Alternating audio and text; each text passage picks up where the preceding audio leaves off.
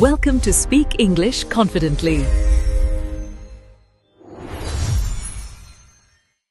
It's 8 p.m., Peter.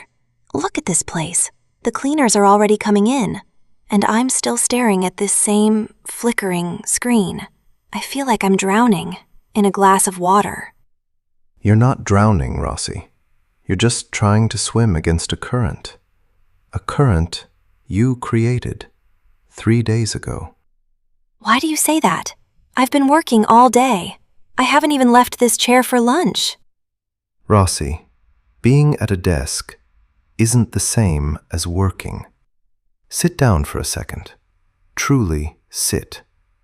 Let me tell you about a guy I knew back in our school days.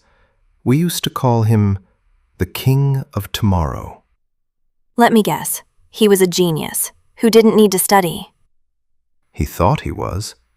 He was the guy who could sleep through a month of lectures and then grind for 48 hours straight to pass the exam. He lived for the adrenaline of the last minute. He thought the 11th hour was where his magic happened. I remember one specific Friday in high school. We had a project, building a bridge model out of balsa wood.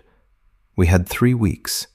He spent 2 weeks and 6 days telling everyone how revolutionary his bridge was going to be.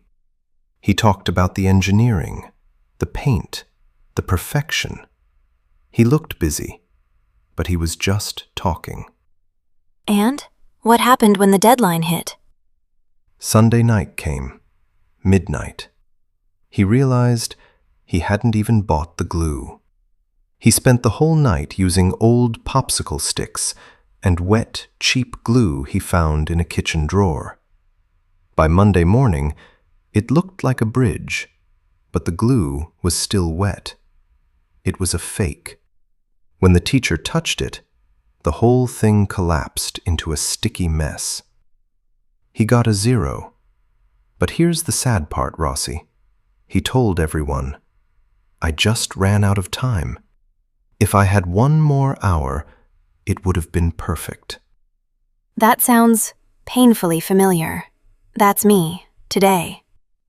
We carry that school mindset into our professional lives like a virus. In school, a C grade still lets you pass.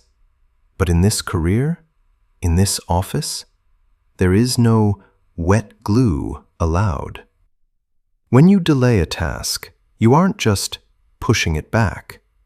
You are building a mountain of anxiety that sits on your chest while you try to relax. You think you're resting on Saturday, but your brain is actually screaming about Monday. That's not rest, Rossi. That's a prison. How do I break the locks? I've been this way since I was 15 years old. You have to stop being a consumer of time and start being an architect of time. Think of your professional life as a bank account.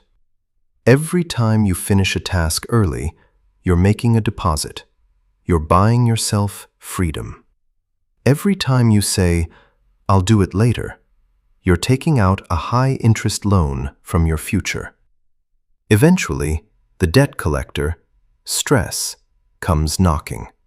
And believe me, he always collects with interest. It's just so hard, Peter. The distractions, the emails, it's everywhere. Rossi, look at me.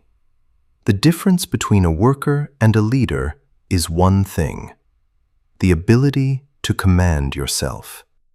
When we were kids, our parents and teachers were our clocks. But now, you are the boss of you. If you wouldn't hire a manager who wastes 4 hours a day on nonsense, why are you letting yourself manage your life that way? Your profession is the house you are building for your future. Do you want to live in a house held together by wet glue and last-minute prayers? Or do you want to live in a mansion built with the bricks of discipline? I want the mansion. I'm tired of the glue. Then start laying the first brick. Not tomorrow morning, not after one more coffee. Right now. Close the tabs you don't need. Focus on one thing. Give your future self the gift of a peaceful sleep tonight. You're right. Peter, Yeah? thanks for the wake-up call. I think the king of tomorrow just lost his crown. The question isn't whether you have enough time. It's whether you are the architect of that time, or just a consumer of it. Rossi chose to stop building with wet glue and start building a mansion of discipline. What about you? Are you still letting tomorrow steal your peace of mind today? Thank you so much for watching. If this story gave you the wake-up call you needed, let's grow together. Subscribe. Join our community of people who are taking command of their lives and their language. Like. Hit that button if you're ready to fire the king of tomorrow and start working today. Comment. Tell me, what is the one task you've been pushing back that you are going to finish right now? Stop wishing for more hours and start commanding the ones you have. This is Speak English Confidently, and I'll see you in the next one. Laying the first brick starts now.